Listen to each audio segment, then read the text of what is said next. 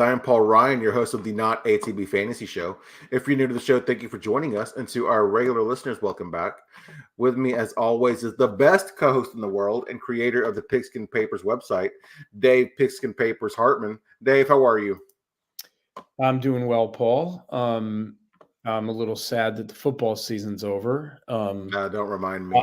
I'm not going to make this about anything but football. I'm obviously, like most of the country, shocked that there was a shooting at the parade, which is horrible, and we don't have to get into that, but that's pretty awful and a recurring problem. But anyway, I enjoyed the Super Bowl, and congratulations to the Kansas City Chiefs. That's your boy Butters Scotch is there. Butters, what's up, buddy? Congratulations to the Chiefs. Back-to-back Super Bowls, first team to do that in 20 years, and 3 in 5 years. It's pretty amazing. It's we talked about this on the show last week. Kind of one dynasty ends and maybe another one begins, but we'll get into all that a little later. How are you doing, Paul? I'm good, sir. It's a little chilly here in Texas, just how I like it. I'll take it over being hot. But this Texas weather is so unpredictable, man. It's like earlier today it was close to 80, and then tonight it's probably in the low 50s. So go ahead. I was just going to say that shows you the length of the football season, because I remember getting on this show with you in the preseason when you guys had like a solid month of temperatures over 100 every single day. So here we are in February. That's how long the NFL season is. 18 weeks plus, right. You had 18 weeks plus 4 weeks of playoffs, plus the week in between the conference championships and the Super Bowl. So 23 weeks. Thankfully for us, we get to talk about football for a lot of weeks. And then, we're already into all the draft content you want. You can find it everywhere. People doing mock drafts already, and it's only February. The draft is still more than 2 months away. So we talked about this last week. The NFL really is king. And, this Super Bowl was the most watched Super Bowl of them all, meaning it was the most watched television program of all time. And we could debate the reasons for that. But it was a very hyped up game, and we'll get into whether it lived up to the hype. Yes, we will. And, I think it's safe to say that it did, Dave. But before we get into it, where can we find you on X? Yes, on X, former Twitter, I am at PigskinPapers, and my website, where I haven't written anything in about a month now, but hope to get something up fairly soon. Is PigskinPapers.com. Where can people find you, Paul? Yes, I'm Paul Ryan. You can find me on X at Paul_Ryan15. Well, Dave, Super Bowl 58 is in the books, and for the second time in its history, the big game went to overtime. Kyle Shanahan was on the losing end of both of those, one as a coordinator and one as a head coach. He's also been on the losing end of 3 Super Bowls where his team had a lead of 10 points or more. This game started slow but got very exciting at the end. As for the Chiefs and Reid and Patrick Mahomes, they've added another chapter to the legend, and we can probably start talking about a dynasty. They've won back-to-back Super Bowls and 3 in the last 5 seasons. This wasn't the best team they've had or the best game they've played, but once again, their defense was very tough. Their special teams were special, and their offense made just enough plays. The 23-24 season is finally over, but we're just getting started. So let's get after it. Dave, this was the most watched Super Bowl in history, and it didn't disappoint as it gave us high drama to the very end. We both correctly picked the Chiefs, but it could have gone either way. What were your overall impressions of the game? Yeah, I mean, I thought it was a good game, a very good game, a very good second half and overtime. Overtime, if a Super Bowl goes to overtime, that's kind of like the ultimate prize. And you think about these teams, they've been at it since training camp, and it all comes down to name the champion in the sport. And we all know how huge that is, how career changing it is for players and coaches and everyone else. And it all comes down to, 2 possessions, basically. Your offense gets one shot. I mean, it could be more than that, but the way it worked out, your offense gets one shot, your defense gets one shot. In some ways it kind of doesn't get any better than that. It's a lot better than like penalty kicks, right? not as exciting as just like a sudden death in Game 7 of a Stanley Cup final, I don't think. But, you can't really ask for more as fans who are excited to watch the game. Were the Chiefs the best team in the NFL this year? I don't know. They were the best at the end of the season, certainly. They had struggles at different times this year. You think back to that little stretch where they got kind of like their butts kicked by Denver, and then that Raider game where the Raiders didn't complete a pass after the first quarter and still beat them, but they righted the ship at the right time. I think the 49ers in some ways probably played better than them in some respects. It seemed like they had the upper hand, but then they weren't up by that much, which, you got the champ down, you got to kind of knock them out. And they didn't do that in the first half when they were kind of dominating time of possession and, got out to a 10-point lead. So it was kind of a game that had a little bit of everything, a couple of the biggest stars in the game, Mahomes, Kelsey, and Christian McCaffrey all showed up and had big games. So I don't know. It's hard to say this wasn't a great game. It didn't always feel like it was being played like a great game, but in the end, when we look back at all the Super Bowls, only 2 have gone to overtime. So, that makes this game pretty special. What did you think?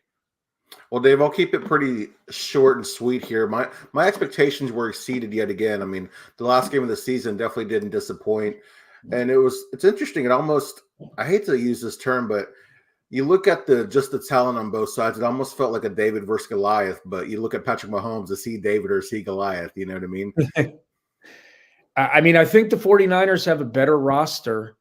Yeah. That's kind of what I was saying. Like, I think they have more talent on their team. Oh, definitely. No question about that. But talent, but the Chiefs have talent and they have the experience of winning these kind of games. So many of these games, it's like they're down 10 points and you don't feel like they're in a bad place necessarily. You've seen it before with them. They just know how to hang around and make their breaks and get stops. And their defense, we'll talk about this more, but their defense has been suffocating in the second halves of most of their playoff games. So anyway, speaking of the Chiefs, for the third straight game, they were underdogs, which is a little bit surprising, and came through with a win. It speaks to a little bit of what I was just saying, but did Mahomes and Andy Reid and the Chiefs just kind of feel inevitable to you, even when the 49ers built a 10-point lead in the first half? And what does this win do for Andy Reid? Like his legacy, he's 64, 65 years old, and now he's one of only 5 coaches with 3 or more Super Bowls and shows no sign of slowing down. So did it feel inevitable to you that the Chiefs were just going to find a way?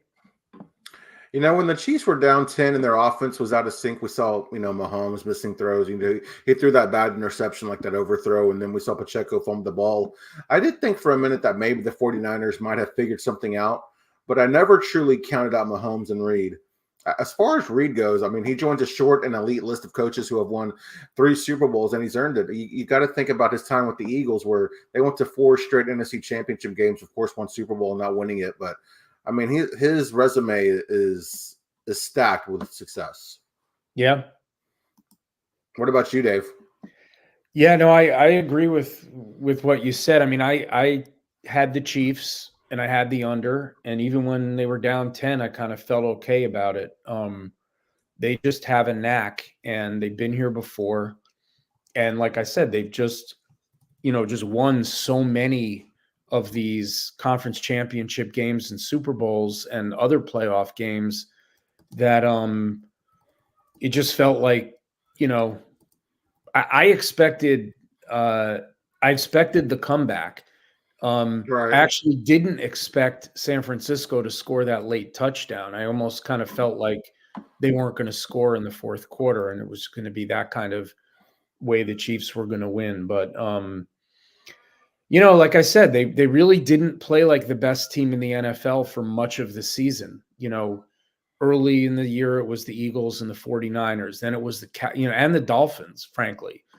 And then it Mhm. was the Cowboys. And then it sort of was always the Ravens, Yeah. At different times this year, those were all the best teams in the NFL. The Chiefs, for all their success in recent years, they were never really the best team in the NFL at any point this season, except the last really, 3 weeks with wins over the Bills, the Ravens, and the Niners. I mean, when you look at what they did, I mean, the Dolphins in that cold weather game, fine. And Miami was kind of falling apart at the end of the season. But then Yeah. after that, they go on the road. They beat the 2 seed in the AFC. They beat the 1 seed in the AFC, both on the road. And then on a neutral site, they beat the 1 seed in the NFC. So all credit to them. I mean, they beat the best. So whether or not I think they were the best team doesn't matter. They won the Super Bowl and they beat the best teams to do it. So you got to just tip your hat and say they're the champs. They're the best team in the NFL. Yeah, I mean, Patrick Mahomes and Andy Reid found a way again. Well, Dave, I mentioned in the intro, Kyle Shanahan has been involved in some of the worst collapses in Super Bowl history. While this game wasn't necessarily a collapse, Shanahan is getting plenty of heat for this loss. Is that fair? What did you think of his coaching and his late game decisions?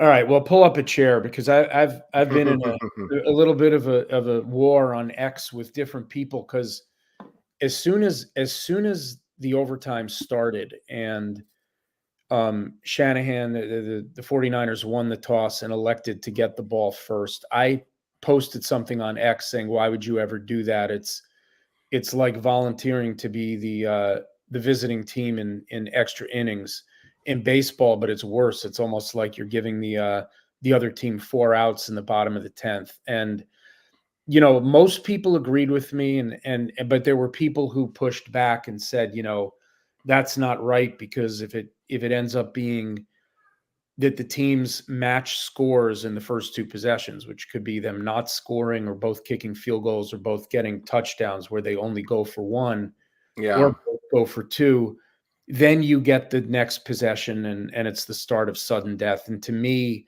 this is kind of a no-brainer that it's like in college also, or like I said, in baseball, you want to go last. You want to know what you need to tie or win. And in a game where 4th down in a sort of neutral setting in your own territory isn't a down you're going to always use, if you know what you need a field goal or you need a touchdown, from the second you get the ball, you're using all 4 downs in your play calling, knowing you're using all 4 downs. And, if I'm making that decision, I'm making it based on the possessions I know are going to happen, which are the first 2, not a potential 3rd possession. I mean, your season's on the line and it's the Super Bowl. I'm not, and that was the reason. Shanahan gave 2 reasons. He said, that his defense was gassed, and I kind of don't buy that one because a lot of time passed. There was 2 kickoffs, a coin flip. There was a good 10 minutes there for his defense to catch their breath. Yeah. And the other reason he gave is he said, if we match scores, I want to be in the position where we get the ball first in what then becomes sudden death. And I've already addressed that. The sad thing is, I don't think he had thought about it. Honestly, like listening to him talk about it now and hearing his players say some of them didn't really understand the overtime rules fully, like the NFL's new overtime rules, like what happened at the end of the quarter if the second team runs out of time. Yeah. So, with 2 weeks to prepare and an extra week with a bye week before the playoffs even started, I just don't think he thought about this and prepared for it. His comments kind of make that clear. Whereas you listen to the Chiefs talk and they said, well, yeah, we knew that if we won the toss, we had talked about this. We wanted to get the ball second. And they were even practicing extra 2-point conversion plays on the theory that if they did go second and the 49ers got a touchdown and kicked an extra point, that if they scored, they would go for 2, which makes sense because you don't want to kick the ball away in sudden death where the other team just needs a field goal. So I haven't even addressed how he coached the game. I thought he coached the game okay. Mm-hmm. I don't think he ran the ball enough in the second half, but generally speaking, it really wasn't until overtime that I really questioned what he was doing, and I don't blame him for some of the luck they had in the game with fumbles and things like that. I also think that, on that first drive in overtime, and I know I've been talking too long here, but Never, Dave, never. I've got a lot of thoughts about this. That's the lawyer in you. I don't think they should have kicked a field goal on 4th and 4 from the 9. I thought they should have gone for it, because if you don't get it, the Chiefs are on the 9, and now they're not using all 4 downs right away, and maybe you can get a stop. And you really want to get a touchdown there. You don't want to kick a field goal on that first possession of overtime if you can avoid it.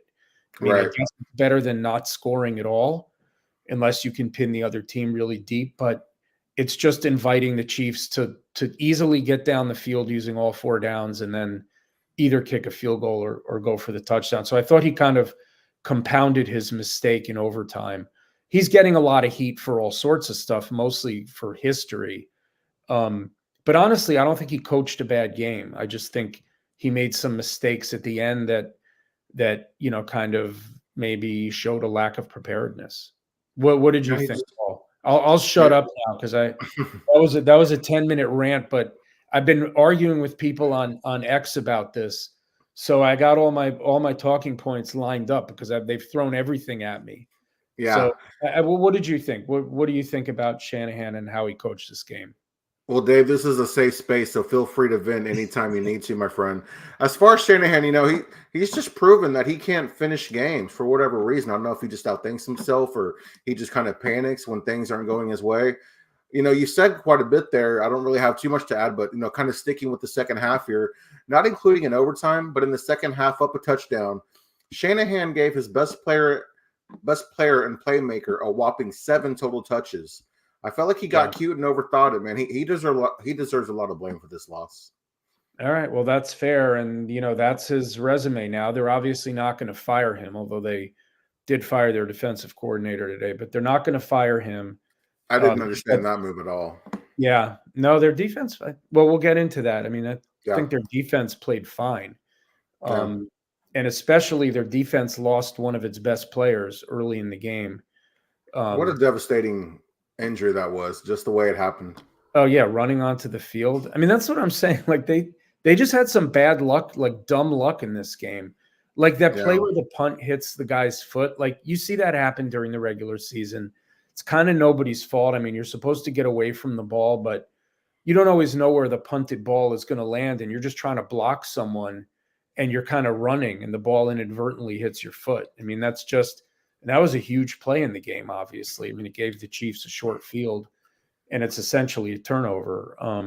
I saw somebody tweeting about that, saying that the 49ers actually attempted to block that punt, which was a bad mistake in its own. Oh, I didn't even see that. But anyway, let's we've kind of exhausted the Kyle Shanahan stuff. We can revisit it. But, we were talking just about luck right there and kind of, different things that happened during the game that, that just kind of went the Chiefs' way for the most part. I actually thought the refs did a good job of staying out of the way. We're not going to talk about the referees at all, really, I don't think. There were no controversial calls. I mean, it looked like Nick Bosa was getting mugged a few times, and they didn't call holding. I'm sure there was some on Chris Jones and George Karlaftis too, but the refs kind of let him play. We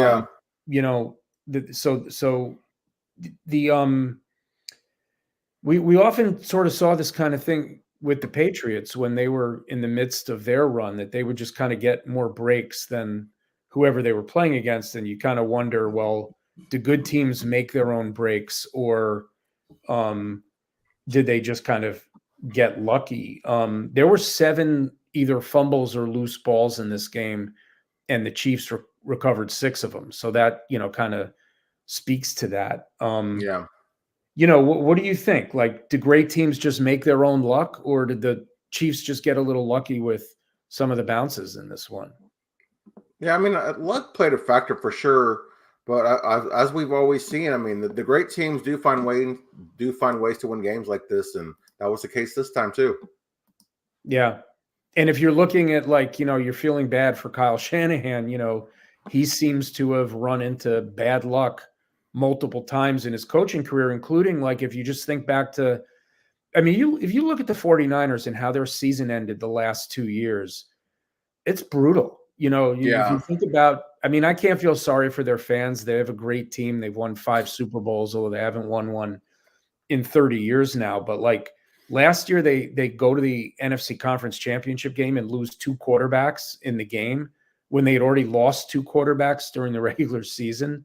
Yeah. And they just can't mount an offense against Philly. I don't know if they would have won that game or not, but they kind of had no chance to win it without a quarterback. And then this year they have a 10-point lead, and just things don't go their way, and they lose in overtime. It's pretty brutal. If you think about it. No, it really is. It really is. Patrick Mahomes started slow, but in the end was able to lead his team on a game-tying field goal drive at the end of regulation and a game-winning TD drive in overtime. He won his 3rd Super Bowl MVP, and his resume is now the best for any quarterback in history at age 28. Given the state of the Chiefs wide receiver corps, where would you rank this performance, Dave? If you look at the whole season, you got to rank it pretty high because, they're the trio of Kadarius Toney, Mecole Hardman, and MVS can lose you more games than it can win you in some ways. Like I was listening to one podcast that referred to them as the Three Stooges with like the number of balls they drop. And frankly, Rashee Rice, who had a great season as a rookie, I think he had the most drops on the team. And you got an aging Travis Kelce, and McKinnon got hurt also. And Mahomes just kind of did enough during the season. It was statistically, it was probably his worst season as a starter. In fact, I know it was. He was like the number 8 or 9 QB in fantasy this year, which for him is terrible. A bad year for him. Yeah, it was a bad year for him. But, he made enough plays. As usual, he made some big plays with his legs. Like there was that one fourth down conversion, that was like the read option keeper. Yeah. And that was just a huge play. And a great play by him. Like he saw what was there, and I'm sure he audibled to that, called his own number. Or as soon as he got the ball, he called his own number. Right. So yeah, the legend just grows. I'll have some Mahomes stats a little later in the show, but actually, I think Troy Aikman had 3 Super Bowls at a slightly younger age by like 2 months. But I think the feeling, and I'm curious what you think about this as a Cowboy fan, and I know you were like probably a very little kid when Aikman got his 3 Super Bowls. But that team was more of like a complete, like everything about that team was really good. They had the best running back in the NFL. They had one of the best receivers in the NFL, one of the best tight ends, one of the best offensive lines, and a great defense. And they weren't winning because of Aikman. He was just a really good quarterback on a really good team, like kind of like Terry Bradshaw was in the 70s with the Steelers. Whereas I think the Chiefs win because of Mahomes. He's as much as any player on the team, he's the reason they win. So I don't know. Did you get to see much of Troy Aikman when you were little? No, the first memory I have as a Cowboys fan was I remember just watching the Cowboys beat the Steelers in the Super Bowl, and I really, even at that age, I didn't understand what was going on. I just knew that we won the Super Bowl. I didn't really start getting into football until the Cowboys were actually bad. So I've been, I didn't get to experience the glory years too much. All right. Well, I always had a little bit of a soft spot for Aikman because my first year at UCLA, I went to graduate school there, was his senior year there. And he was just fantastic. And they got out to like either an 8-0 or 9-0 start, and then they lost the big game to USC. And it kind of all came down. But like at one point, for a lot of that season, they were the number 1 ranked team in the country, and Aikman was like the Heisman favorite. And anyway, so I always liked Troy Aikman, and I like him as an announcer too. But he actually had 3 Super Bowls at a slightly younger age than Mahomes. And I'm not sure how old Brady was when they got their third. But anyway, it's just amazing what Mahomes has done in 6 years as a starter. I mean, it's truly incredible. Yeah, it really is. So moving on, we'll talk about the other QB in the game because Mahomes obviously gets all the accolades and another MVP. But this game could have gone either way, and the quarterback on the other side was making his first Super Bowl appearance. Last player picked in the draft, and Kansas City's defense is not easy. They threw all kinds of blitzes and looks at him. But Purdy didn't turn the ball over and overall acquitted himself pretty well, only threw one touchdown, but was poised and, made some big throws on that drive in the fourth quarter to get the 49ers back on top. What did you think of his performance overall? I mean, Purdy was great in my eyes. I'm not sure what more he could ask for from someone playing in their first Super Bowl. I don't like that Shanahan played it safe in overtime and kicked the field goal, but instead of going for it on fourth down, we kind of touched on that earlier. But I do that. That begs the question: does that kind of hint at how he feels about Purdy in a sense? Yeah, he also had like Debo and Kittle kind of in and out of the lineup in the second half, with them both getting a little bit banged up. Yeah. Which speaks to your point of why they weren't running the ball more with those guys out of the game. I mean, the amazing guy was Juwan Jennings, and you called this. Wasn't he your wasn't he your guy? Your no, actually, you know guy what? to look for? That was a couple weeks ago. It was actually Kyle Juszczyk. That was my guy this week. This past well, week. You were right. You were just a week. It's better to be what is it? It's better to be early than wrong, they say. Yeah. Yeah, Jennings. Yeah, you know what? Juszczyk had a good game too, though, to be honest. He did. Do you think if let's say the Chiefs came up short in that drive in the fourth quarter, do you think Jennings was the MVP or McCaffrey? I still think it's McCaffrey. Yeah, probably. But Jennings threw a touchdown and caught a touchdown. That's true. Big plays. I don't know. Well, we'll never know. We'll never know, right? Yeah, so sorry, Prescott was asking if you were in our Sleeper Dynasty League. Unfortunately, no, Prescott, he's not. Dave denied my request to join our Dynasty League. I'm scared of Dynasty Leagues. I don't know that I have the time for them, and I know they're time consuming. And I appreciate the offer, Prescott and Paul. Maybe next year. Yeah, hopefully so. That'd be fun. Well, sticking with Kansas City's defense, they were a huge story this postseason against four of the NFL's best offenses, Miami, Buffalo, Baltimore, and San Francisco. They allowed a grand total of 63 points, or less than 16 points per game. In the season, their average was right around there as well. Steve Spagnuolo now has 4 Super Bowl rings as a coordinator, the most ever. His defense is one of the youngest in the NFL. Are Spags and the KC defense getting enough credit for what the team just pulled off, Dave? I don't think they are, honestly. And actually their defense is not, it's their youngest in the NFL. That their defense averages something like 25 years, 9 months. And it's only the second time that the youngest defense in the NFL has even gotten to a Super Bowl. The other one, I looked this up today, was the 2009 Colts.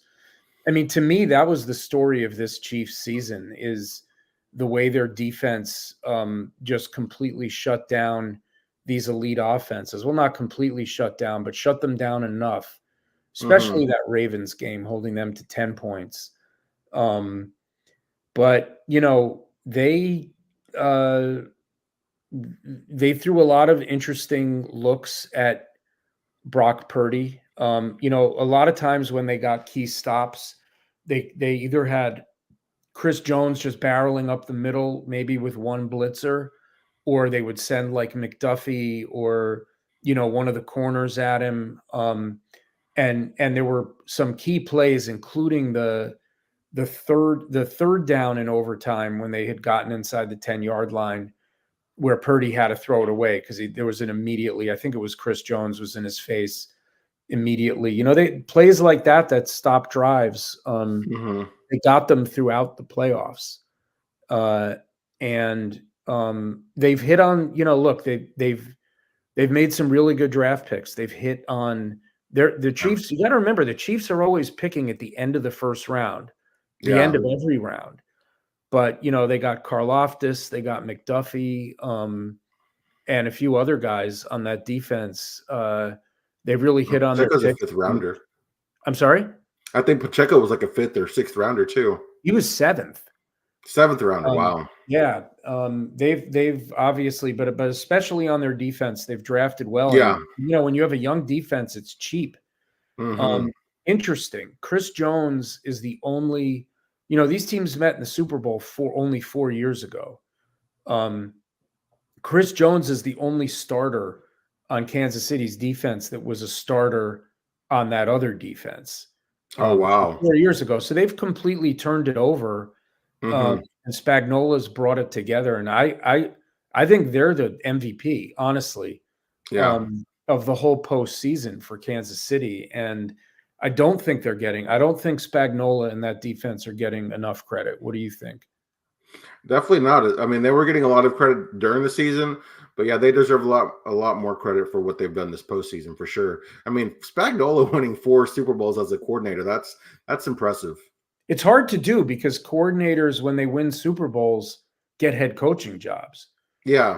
Which happened with him, and then he was not successful as a head coach.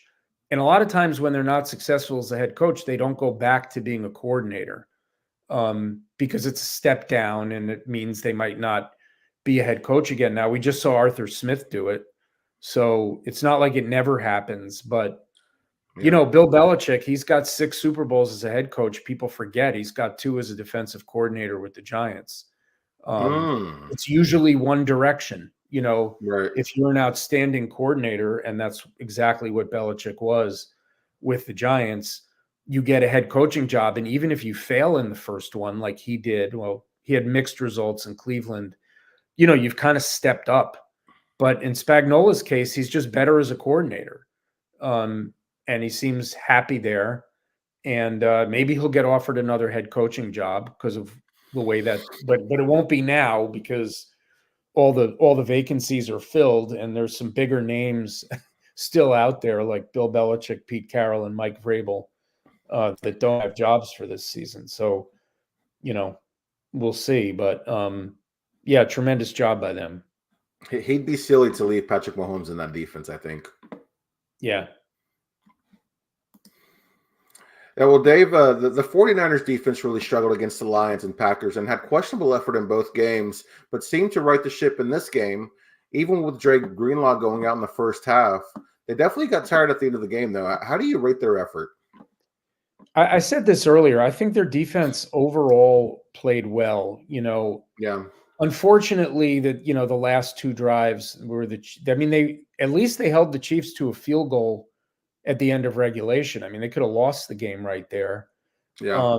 I do think they got tired at the end of the game. I think missing Greenlaw was kind of a big loss for them. And Kelsey had a big second half, and I think if they had kind of both of their stud linebackers, because they did a good job on Travis Kelsey in the first half, and then he just kind of got loose. He ended up with the most catches and yards of any player in the game. But I thought Bosa had a really good game. He was in the backfield a lot. Eric Armstead, Chase Young the effort was better. There was that Chase Young, there was that play a couple of weeks ago where they kind of caught him on camera, not trying, not chasing someone.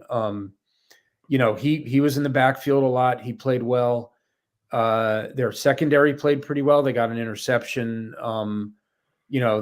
None of the Chiefs receivers, I mean, they got 2 touchdowns, but they didn't have a lot of catches and yards. So I thought they played well. What did you think? No, I mean, they played a hell of a game. We touched on it earlier. I don't understand what Steve Wilkes did to deserve to get fired, but I really was impressed by what they were able to do. I mean, holding Patrick Mahomes and Andy Reid to 3 first-half points, man, that's no easy feat. Yeah. Yeah, I mean, they played well enough for the team to win. The 49ers usually don't score 22 points. You may remember my bold call last week was that the Chiefs were going to hold them to under 20. And in regulation, they did. But yeah, I mean, usually the 49ers, they probably averaged 26, 27 points a game this year and often scored in the 30s. So, the defense did their job, I think. The offense just didn't score quite enough points. I mean, they kicked 3 field goals. You need a couple more probably one more touchdown in there and they win. Yeah, definitely, definitely. So, before we move on to other topics, we talked about Travis Kelce. And he didn't score, but as I said, he led all pass catchers in catches and yards and had another huge postseason game. His shoving of Andy Reid aside, which got a lot of attention, was kind of a weird thing that happened. Are we watching one of the best, like an all-time NFL great player, do you think? You know what's funny about the shove is I didn't actually see the shove until I saw it on X, and I couldn't believe my eyes when I did see it. Yeah. He's lucky he got to play after that. I'm surprised he hasn't been fined by the team yet. That being said, yeah, he's reaching GOAT territory. He's not there yet, but he's at least top 3 as of today. Yeah. I'm going to give you his career playoff numbers with Mahomes because he played for a couple seasons and they made the playoffs before Mahomes became the starter. But Yeah. over the last 6 years, 18 playoff games. So a little more than a full regular season, but just barely. Right. Yeah. 142 catches, 1,600 yards, 18 touchdowns. Sheesh. I know. Isn't that crazy? Like that is I mean, you have to look long and hard at any player in the NFL who's put up better and more consistent numbers in the postseason at, like skill position player, like running back or receiver or tight end, than that guy has. So, Mahomes knows where to look in the big spots and when he needs it most.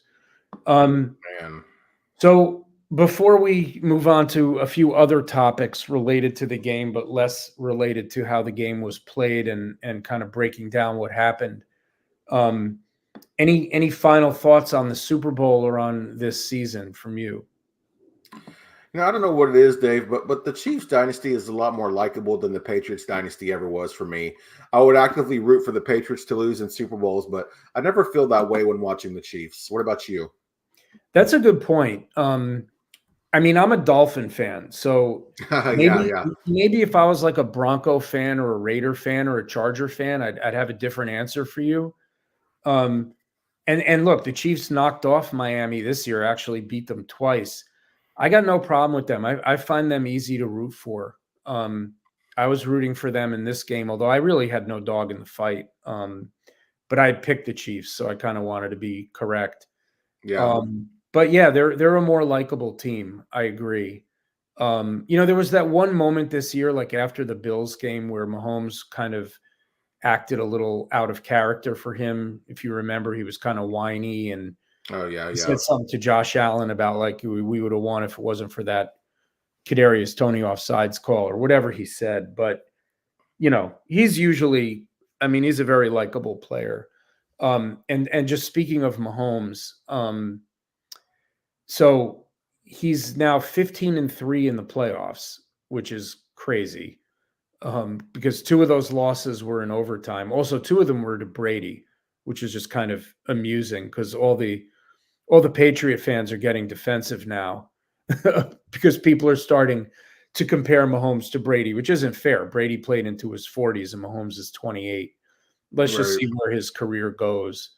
But one other stat I'll give you about Mahomes, which might even be crazier than him being 15-3 in the playoffs, is he has started, including playoffs, 111 games for the Chiefs. They've only lost 4 of those games by more than 1 score. So they're and 1 score being 8 points, not 7. They're like in every game with him, and it's not just him. I mean, they've got a good team, they got great coaching.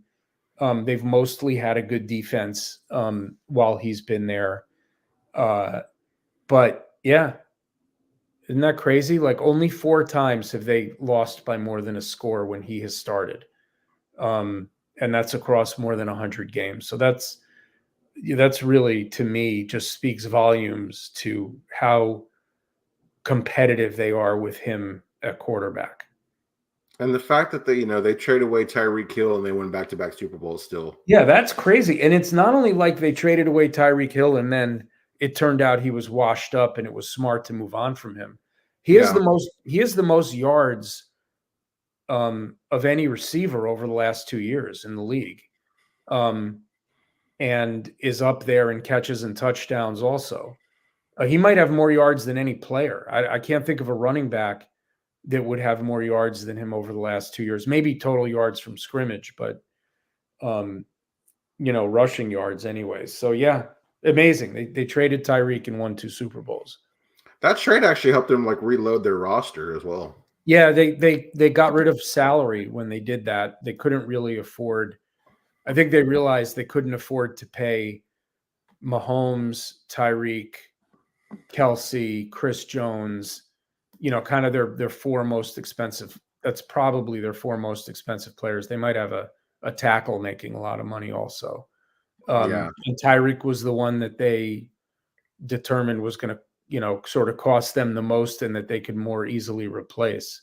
And they haven't replaced him. They're bad at receiver. For the last 2 years, they've had a below average wide receiver group. I mean, it's better than like the Giants, but it's nowhere near all the other teams or most of the other teams that they're competing against in these postseason games. I mean, look at the Niners. They have Ayuk, Debo, and Jennings. I'll take that group over Kansas City's group. All right, so let's talk about some more fun topics, just about the game and the production, and the Super Bowl's become like another holiday in this country, and like we said, it was the most watched Super Bowl. Probably half of the people in this country watched it, or something crazy like that. Who did you watch the game with, and more importantly, what did you eat? Yes, sir. We get to talk a little bit about food. Probably my favorite topic, Dave. So this season has been a little different for me, and I actually watched every Cowboys game and most of the playoff games with my mom at her place, and that's where I ended up watching the Super Bowl as well. It was my mom, her friend Winston, and me, and we just kept it kind of simple. We had chips, dips, pizza, and wings, and cookies. Nothing too crazy. How about you? Yeah, so I was up in Vermont. We have a house up there, and we had friends up for the weekend, and 4 of them stayed for Sunday night. So it was my wife and I plus 4 friends plus our dog. And we had kind of a weird mix. Well, not a weird mix. We had wings. We had, chips and dips with guacamole, hummus, and like an onion dip. And we had like some leftover pulled pork and sesame noodles from the night before. We had a bunch of cookies. We had a dessert, a bread pudding my wife had made. We had a lot of food. And it was just kind of out the whole game. And smorgasbord. Just kind of leave it all out and keep kind of. The game's at a weird time. Like, you start eating at 6 when the pregame comes on or whatever, and then it's just sort of on all night. You never really eat a proper dinner. You just kind of like keep going back for like 2 weeks in one of these, and but yeah, it was fun. It's fun. I like watching the game with it. I really like to watch the game and listen to the announcers, and sometimes that's Butterscotch is writing some funny stuff in the chat there. But it's not an estate. It's just a house. But I don't like to watch something like the Super Bowl with like 30 people around, because then you can't hear really what the announcers are saying and you miss stuff.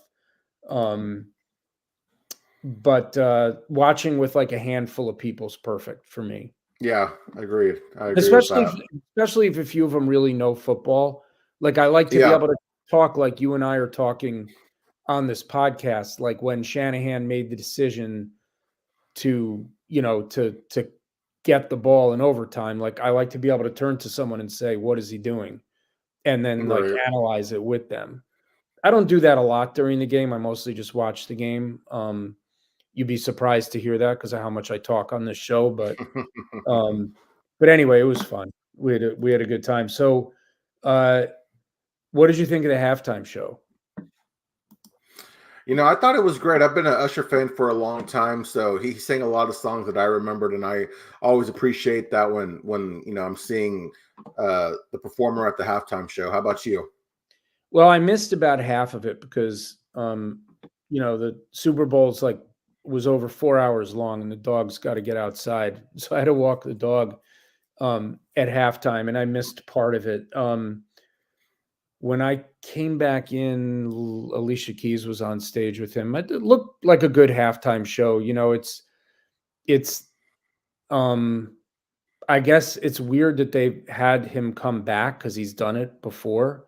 And I always thought they just try to get, new artists and more artists.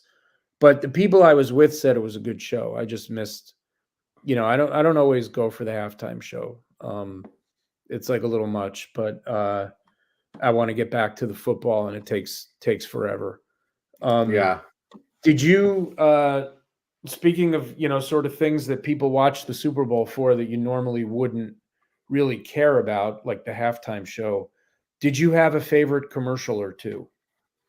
Oh man, State Farm with Arnold Schwarzenegger and Danny DeVito was easily my favorite. I like the Dunkin' Donuts with Ben Affleck and Matt Damon in that group. I also liked the commercial with Michael Cera. He was like trying to pitch like Yeah, that pharmacy, was like some funny. sort of pharmaceutical. I thought that was really funny. I like that actor a lot. What about you?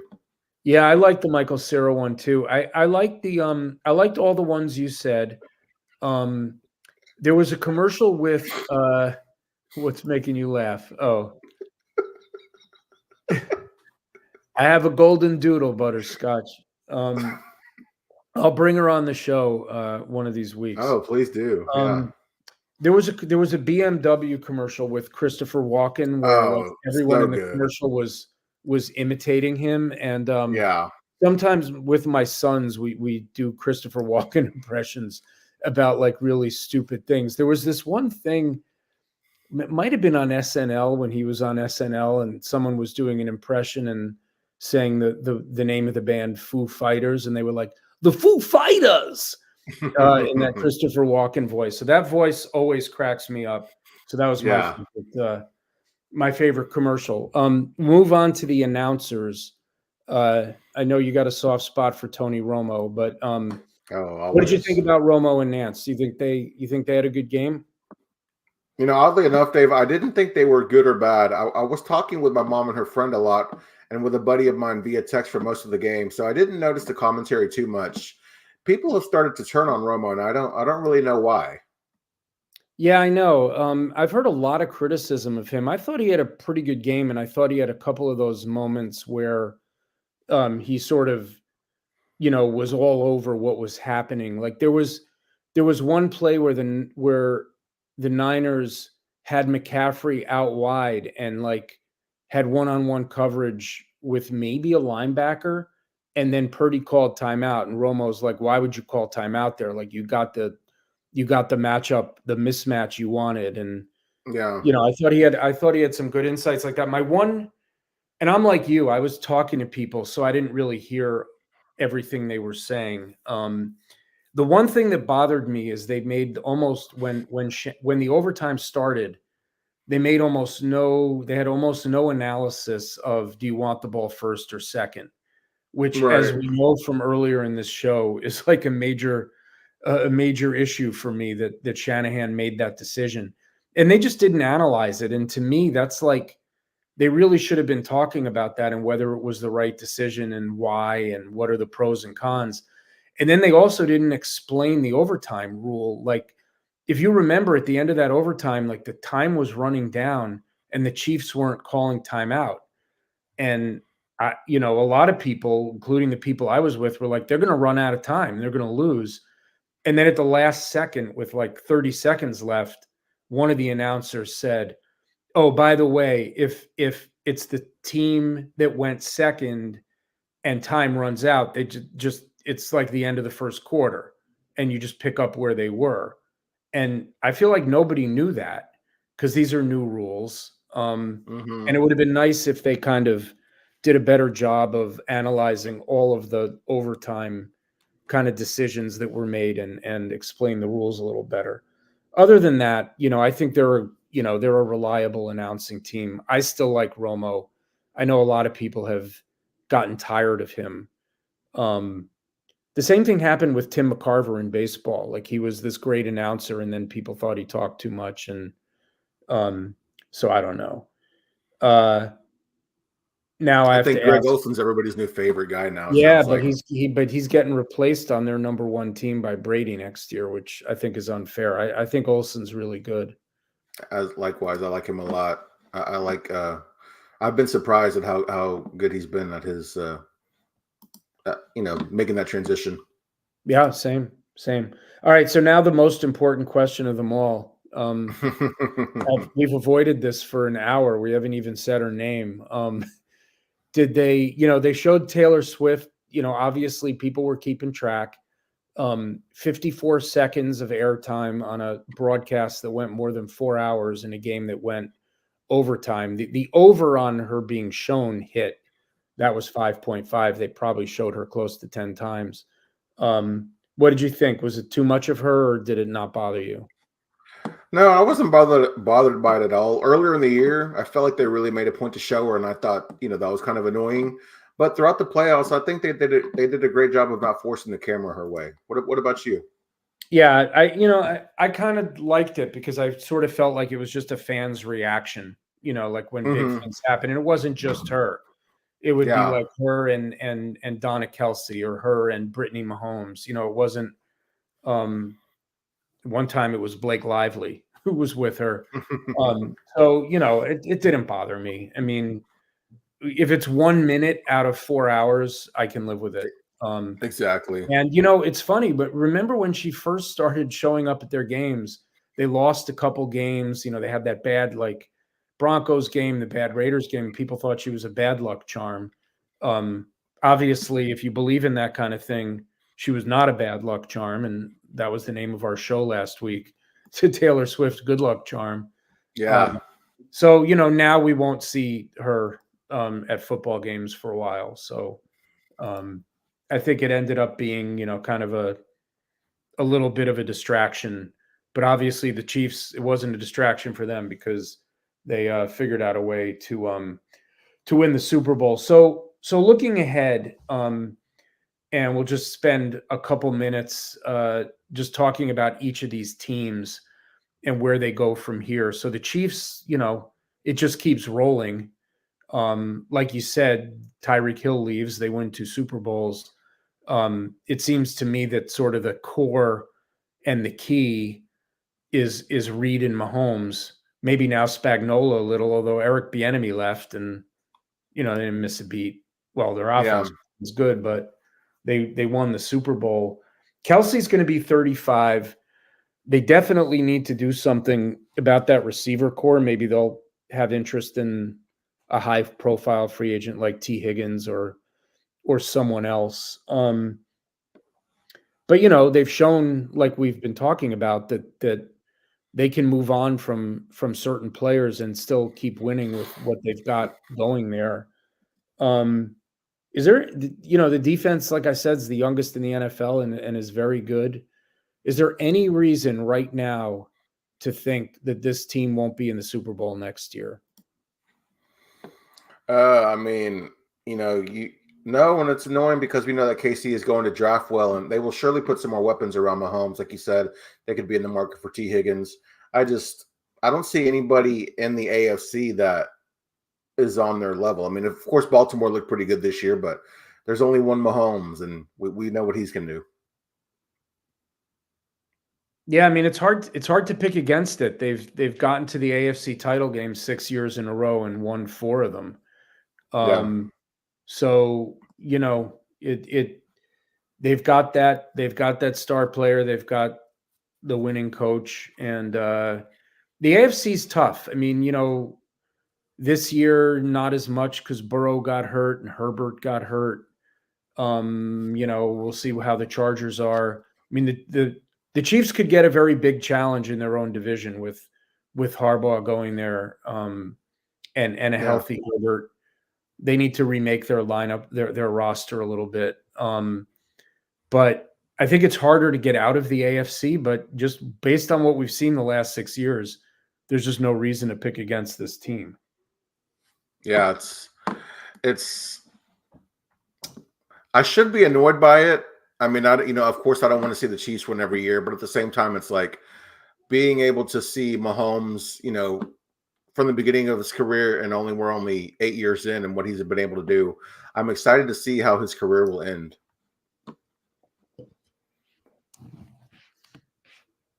Sorry, you caught me with a mouthful of soda, but no worries, Dave. Kind of going back to Kyle Shanahan, it's hard to come back from a loss like this one, and the Shanahan doubters are out in full force once again. Purdy is pretty cheap for a while on that rookie deal, but this is a veteran team that has some big stars who are aging and make a lot of money. The 49ers now have the shortest odds to win the Super Bowl next season, even shorter than KC. Should they be the favorite, or do you see problems ahead for San Francisco? I don't think they should have the shortest odds to win. I think the Chiefs should, just because of what we've seen.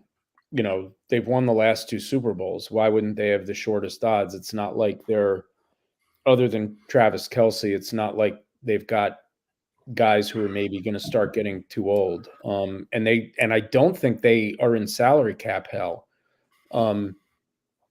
So yeah, I mean, I think for the Niners, one thing that happened for them this year, and it was kind of going into the season, I think a lot of people looked at that team and said, well, if all of McCaffrey, Debo, Ayuk, and Kittle can stay healthy and play, 15 to 17 games, this is the best team in the NFC, because those 4 weapons are just ridiculous. And especially with the Shanahan scheme that they run, and the way they get the ball to guys in space and find mismatches, and and that happened this year. Those guys all stayed healthy for the most part, and they still didn't win the Super Bowl. And I don't know if you can count on that happening again, because all of them have been injury prone. I guess Ayuk really hasn't been.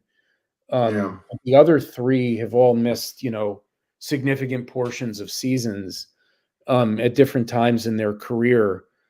And I do think this is a tough loss to come back from. You look at like the Falcons after that year, the Niners after the year they lost to the Chiefs in the Super Bowl the first time. Yeah, I don't know. I think, if I was picking right now, I don't know that I'd pick the Niners as even my top team in the NFC, much less to win the Super Bowl. What do you think? How do you handicap them right now? No, I mean, I think injuries really is the only way to handicap this team. I wouldn't count out the 49ers. I think they'll figure it out, and I think they'll be a top 3 team again next year. Okay.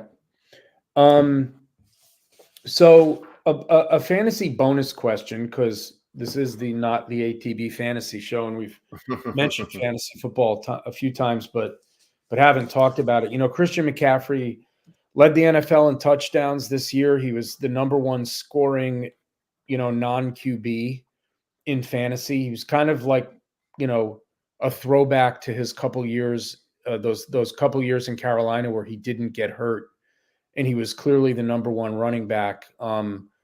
Still has that elite passing game usage, and averages a little better than a touchdown a game, which, you can't get any better than that. Actually, this year he averaged almost a touchdown and a half per game, or close to it, when you throw in the postseason. He's going to be 28 when next season starts, and that's usually when we've seen elite running backs really start to slow down. But he showed no signs of slowing down this year or in the playoffs, so I don't think we should expect that, at least not right away.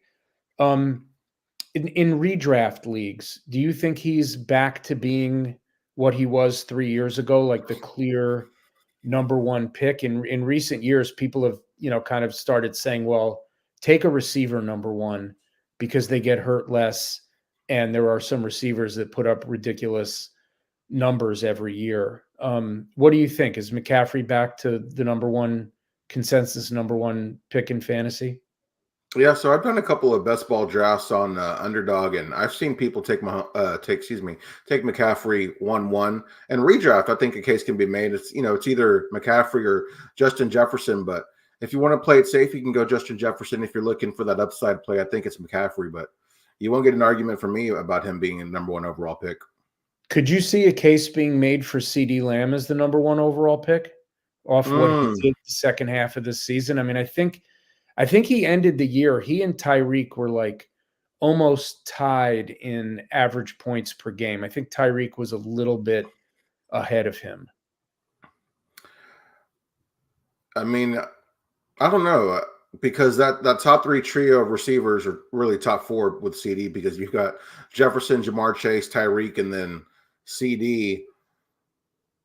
I mean, I guess if you can make an argument for Christian McCaffrey, you could probably make one for CD Lamb, but I think the consensus 1-1 picks are either Justin Jefferson or McCaffrey. It'd be interesting to see somebody take Lamb 1-1. I think might have seen somebody do that on an Underdog team, but maybe that was just to be more unique. It would have to be someone in your area code, probably. More than likely. But it's interesting because we don't even know who Justin Jefferson's quarterback is going to be. That's true. And if it's like Jaron Hall, I'm not taking him at the 1-1. I mean, there's no way the Vikings are doing that. Yeah, no way. But it's just funny to think about because those other guys, at least we know who their quarterbacks are. Right. They're all quarterbacks that, can really support. I mean, Tua has – there are certain issues with Tua, but we've seen over the last 2 years that he can support Tyreek Hill. But I mentioned CD again because and Butterscotch is making some comments about him just because of down the stretch. I think CD was kind of like the number one position player in fantasy over probably the last 6 or 7 weeks of the season.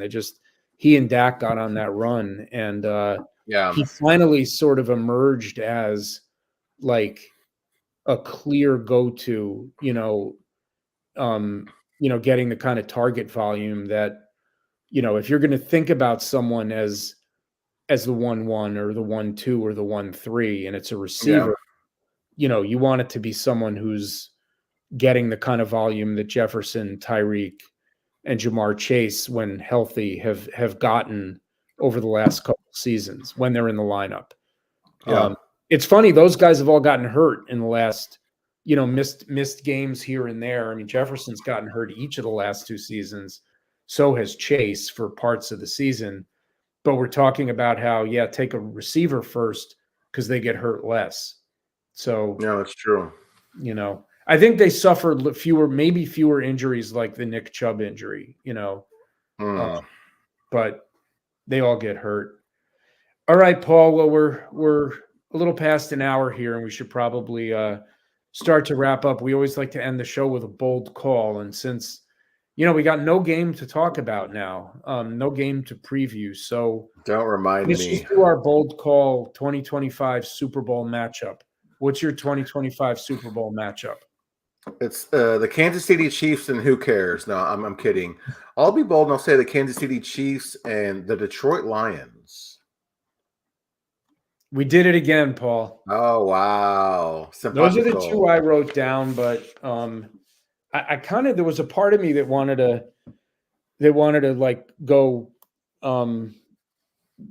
go with the Packers. But I don't know. Man. That'd have been a fun pick. I think the Lions are better than them and start the season as clearly better than them. And the Chiefs will have to go through that same gamut of AFC powers, but they've just shown they can do it. So obviously doing this now before the draft, before free agency is just sort of for fun because, we don't really know what all these teams will look like. But again, until someone knocks the Chiefs off the pedestal, I'll pick them for now because we know their team may change a little, but we know what isn't changing, which is their quarterback, their coach. and their tight end. And a lot of that young defense will be back. So, yes, sir. Yes, sir. Well, Dave, I enjoyed tonight's discussion, man. It was nice to recap the Super Bowl. It's unfortunate. It's bittersweet knowing that we don't have any more games to talk about. Yeah. Well, before we get you out of here, remind the people where they can find you on not Twitter, Dave. Yep. If you want to find me on Twitter and see all my arguments with people about whether Kyle Shanahan should have kicked or not, actually, I would avoid that. I said everything that there is to say about this, and I still think he made a mistake. But there are people who think he did the right thing. So I don't know that it's as cut and dried as I think it is. Yeah. It seems like most people think that the right thing to do is to go second. But anyway, you can find me on X arguing with people at PigskinPapers. And my website is thepigskinpapers.com. And Paul, it's really been fun doing this show all season. Paul and I will figure out what kind of content we're going to have in the off season. So keep an eye on both of our Twitter spaces, because we'll talk about that. But Paul, you know some of your off-season content already because it's Cowboys content. So remind people where they can find you and what the Cowboy content is going to be in the coming weeks and months. Yes, guys, as we're transitioning to the off season, the Cowboys podcast will have a lot of guest focused content. So be on the lookout for that. And we will start doing mock drafts and building the Cowboys, one of my personal favorite series. The off season is a lot of fun if you're a Cowboys fan with my personal show. I don't really say that just because it's my show. I really do think with the guests that we bring on, the content that we have, that it's a good listen. It keeps you entertained, keeps you informed. And you can find me on not Twitter, aka X, at Paul_Ryan15. We appreciate you joining us, and we will see you guys next week.